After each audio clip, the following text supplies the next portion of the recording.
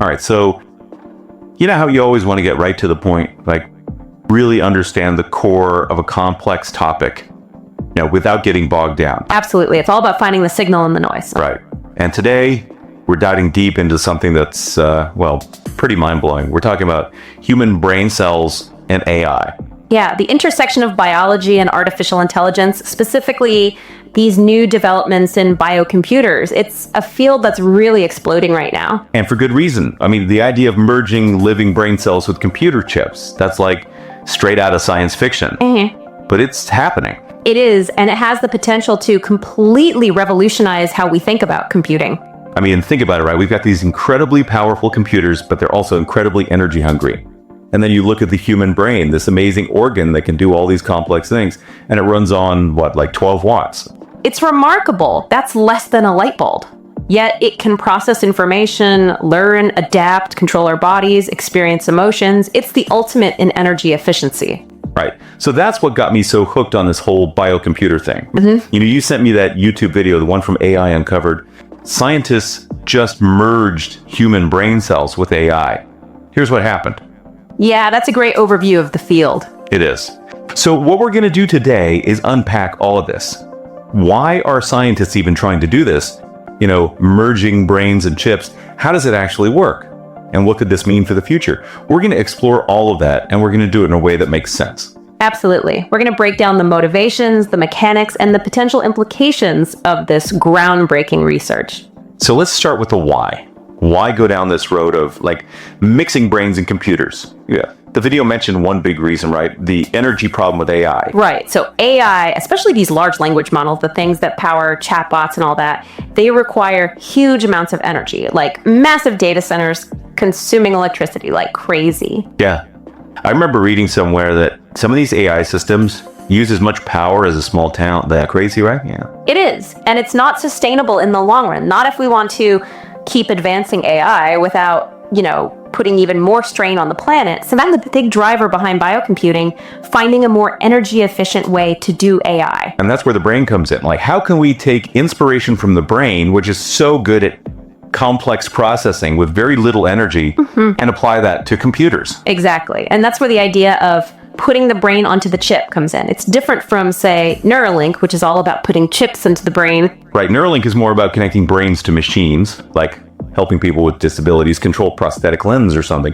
But this is about actually building a computer using biological parts. Exactly. Using the computational power of living neurons to create more efficient brain-like processing units. It's a pretty radical concept. It is. So, okay, we've got the why. Now let's dive into the what. What are we actually dealing with here on both the biological side and the artificial side? So on the biological side, we're talking about the human brain, an incredibly complex organ. 86 billion neurons, hundreds of trillions of connections. It's mind-boggling. It is. And these neurons communicate through electrical and chemical signals. That's the basis of everything we do, everything we think and feel. It's often called wetware, to contrast it with the hardware and software of computers. Wetware, I like that. It really gets across the organic, living nature of it. And then on the artificial side, we have these artificial neurons. Right, which are essentially mathematical equations designed to mimic certain aspects of what real neurons do. So they're kind of like simplified versions of brain cells. And the video made a good point, that just because we call them neural networks in AI, it doesn't mean they work exactly like our brains. Definitely not. They capture some of the basic principles of neural activity, how information is processed and transmitted, but they're nowhere near as complex or adaptable as a real brain. Right. AI can do amazing things like recognizing faces or playing chess, but it's still very different from human intelligence. Agreed. And it's important to be aware of that distinction, not to overhype what AI can currently do. For sure. Okay, so we've got these two pieces, biological neurons and artificial neurons. So how do you actually blend them together? The video mentioned brain-computer interfaces, or BCIs. Right, like Neuralink. They're working on technology that can connect directly to the brain, record brain activity, maybe even stimulate certain brain regions. Says more about interfacing with the brain we already have. But what about actually creating a brain in a box? Like an artificial brain that can think like a human? That's a much more futuristic concept. And it raises a lot of questions about what consciousness even is. Could a machine truly think and feel like a human? Yeah, that gets into some pretty heavy philosophical territory. But what we're seeing now, what's really happening is this merging of biological neurons with AI. And that's where this company, Cortical Labs, comes in. They've developed something called the CL1 biocomputer. CL1, it's like the first real biocomputer, right? It is. It's a device that can actually incorporate living neurons into computational processes. We can keep those neurons alive and functioning for months, right? Yeah, up to 6 months. Yeah. They have this automated system that keeps the neurons in a stable environment.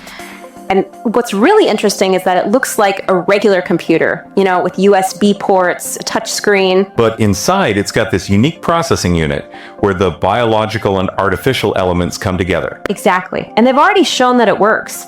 Back in 2022, they taught a biocomputer to play Pong. I remember seeing that. It's crazy, right? Living brain cells learning to play a video game. Yeah. And it's a big step forward for what they call synthetic biological intelligence, or SBI. So they basically created this virtual world for the neurons, and they were able to learn and adapt and control the game. Right. They have this software called BIOS, which stands for Biological Intelligence Operating System. And it basically allows them to interact with the neurons, give them feedback, and guide their learning. It's pretty wild. So what are the implications of all this? The video mentioned of this CL1 biocomputer is surprisingly affordable, right? Like $35,000. Yeah, which is still a lot of money. But for a cutting-edge piece of technology like that, it's relatively accessible. It means that more researchers and startups can get their hands on it and start experimenting. Video also talked about scalability. Like right now, they're working with relatively small numbers of neurons. How do you scale that up to something that can, actually compete with a traditional computer? That's the big challenge. How do you build a biocomputer that can handle the kind of complex tasks that we rely on computers for today? Right. And there are all these new terms popping up, like whereas service, it's like a whole new way of thinking about computing. It is. We're talking about potentially creating AI that's more like us, that can think and learn more naturally, more efficiently. So what does all this mean? I mean, we've covered a lot of ground here, from the energy crisis in AI to this amazing biocomputer that can play Pong.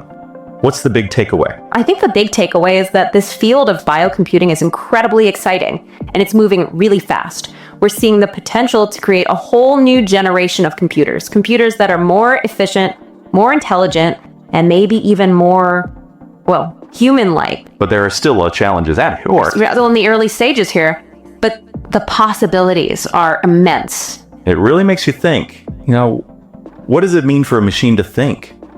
If we're building computers with living brain cells, does that change how we define intelligence or even consciousness? It's a question we're going to have to grapple with as this technology develops. Absolutely. It's a conversation that's just beginning. And it's a conversation that I think we need to have as a society. For sure. Well, thanks for taking this deep dive with me. It's been fascinating. My pleasure. This is a topic I could talk about all day. I bet you could. All right, that's all the time we have for today. But keep those brains buzzing, folks. This is just the beginning of something truly incredible. Absolutely. Stay tuned.